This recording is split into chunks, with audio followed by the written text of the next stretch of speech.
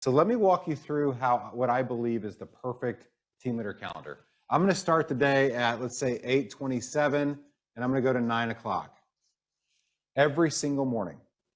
Now, as I build this out, I'm going to build for you Monday through Thursday. And remember, how do you get to be the best team leader in our entire organization? Fall in love with the boring. Fall in love with the boring. It's where dramatic impact happens. So every morning, I'm going to meet with my team, my staff, 33 minutes every morning. Kelly, why 8:27 over 8:30? Well, my guess is that if your day is anything like mine, you're going to get stopped a couple of times between the front door and your office, which means you need to give yourself some wiggle room. It's so funny because when I started this, I had it at 8:30 because that just makes sense. Right. And people would show up at 8:33 and they'd have, this is how long ago, they'd have their paper. Remember those? No. Oh, they would have other things. They'd go get their coffee and then they'd get settled in. And by 8:40, we'd start having a conversation. When it turned to 8:27 every morning, everybody's there, ready to go. Oh, I love that. So it was dramatic. But here's why we start our day with our team. Your staff, your team will make or break you in our business. And here's my promise. And I've seen this for so many years. When I was a MAPS coach, you could take the best team leader we've ever had and put them in the worst environment of a market center, and in 6 months they'd be back on top. Conversely, you can take the worst team leader we've ever had, put them in the best environment ever, and 6 months later that environment wouldn't be so awesome. So I just bring that up because it's all about the team around you. It's about the team leader developing that team. But in both cases, you would find different people will follow different leaders. So that's why we spend the first 33 minutes with our team. And then as a team leader myself, my staff will tell you, this might be the only time we talked. And we could spend a lot of time in the future on what we talked about. We were very, very boring, very regimented. On Mondays, we talked about all of our appointments. We went through our pipeline. On Tuesday, we talked about our gross. We went through what we're going to call, it's going to be easier with Market Center Command, but we went through all the people who've been into the system. Wednesday, we went through value. Thursday, we went through net. Friday, profit. Every single morning, we had a theme. We had the multi-year trends out. And here's how I knew that we were doing some good things, other than the results were coming in, more cappers were joining, is I would call my director of first impressions into a recruiting appointment and go through our multi-year trend with a recruit. And I would say one of the benefits, her name is Nikki, one of the benefits is Nikki can help you with your business anytime I'm unavailable, and she's a master of these reports. Well, how did she get that way? Every single morning going through those reports, right? Well, and I also love that you were setting up by having a conversation like at the beginning of, and I'm not the only person here to support you, so that when that person does join your market center, they're not expecting you to be at their beck and call at every moment, because at the team leader, that's not your highest and best use of your time. Yeah, and I know there's a lot of people who have employed this because we taught this in Team Leader Fundamentals, and a lot of people have had great successes at it. There's other people who haven't yet. Here's what I'm gonna ask you. If you're not getting the results you think you deserve, start implementing this calendar. Do it every day. Fall in love with the boredom, and you're gonna. It sounds terrible. We got to think of a better sales pitch. Fall in love with the boredom.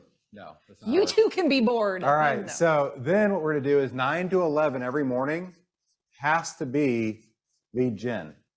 This has to be. Now, when we say lead gen, please don't hear, "Hey, this is Mark over at Keller Williams Realty. Just wondering if you don't want to talk about anybody who career change to grow your business." We don't want to talk. We're not talking about cold calling. And if you do call, make sure you follow TCPA. Here's the thing. Lead generation is connections. It's consulting. It's talking to top vendors. It's talking to your top agents. It's lead generating for your next set of leads. The truth that no one likes for me to keep repeating, and I keep repeating it, keep getting in trouble, is our average market centers recruit less than 4 cappers per year. And what that means is 20% of our market centers are doing all the capper recruiting. What we also know is it's 1 in every 4 recruiting appointments with a capper leads to a gross. So if you break all that down, that means our average market center is having 1 capper recruiting appointment a week. As long as you do that, you will never get where you want to go financially or with the growth of your market center. So today's the day we got to change that, and we're going to keep going. So that's lead generation. It's where my next lead's going to come from. Who am I developing? Then I'm going to use 11 to probably 11:30-ish. You can extend that if you want. And I'm going to do lead follow-up. And that's just following up from the lead gen that I'm doing, or following up from my reports earlier in the day, or from the day before.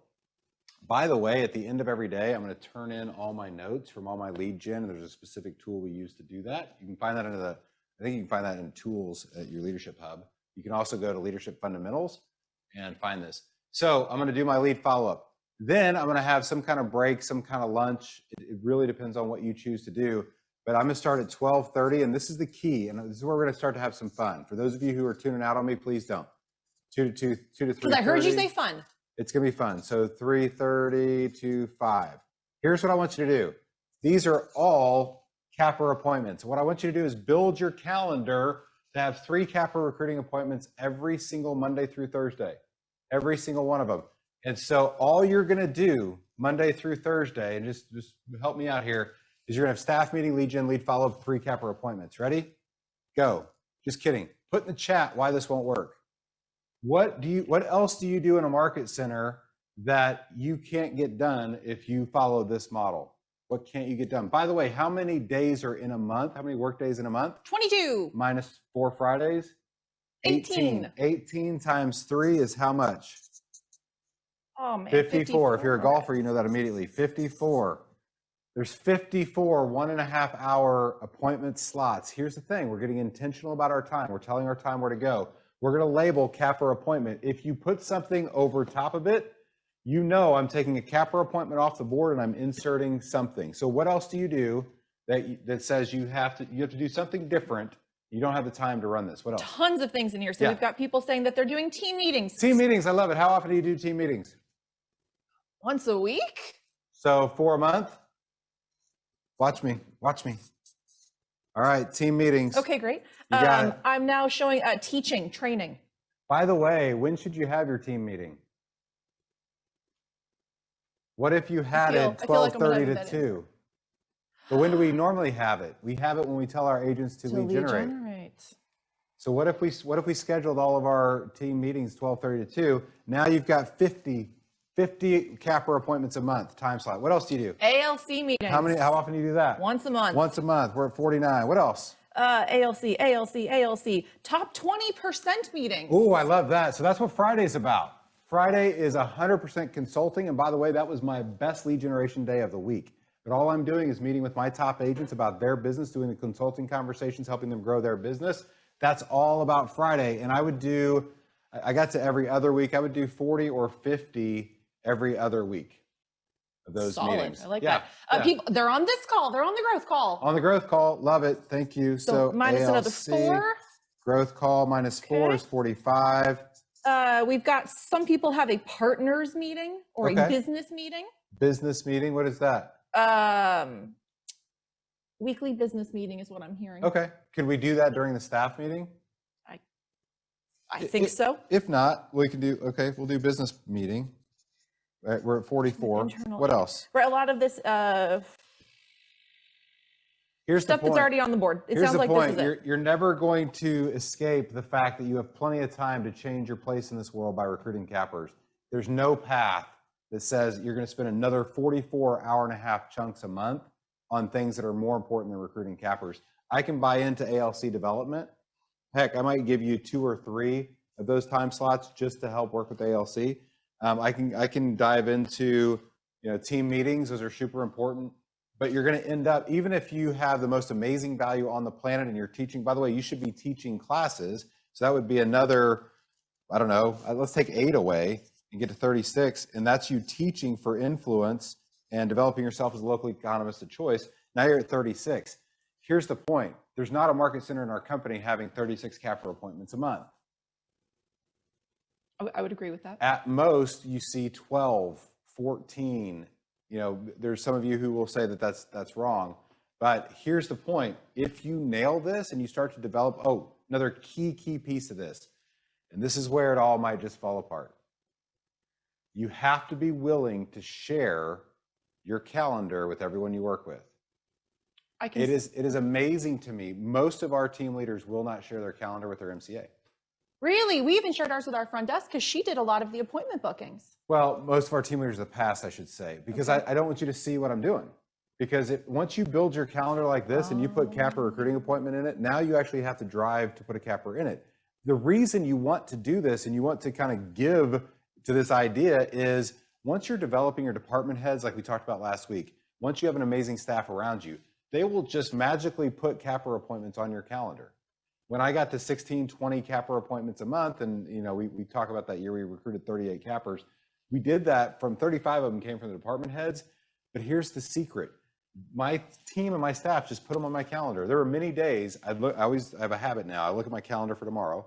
I go, oh my gosh, I meet with Kelly tomorrow. That's super cool. I wonder who set that up. Oh, Dawn set that up. That's fantastic. That's so exciting. And I may call Dawn and say, tell me about, how'd you get this set? I've been working on Kelly for years, right? But you need all the help you can get.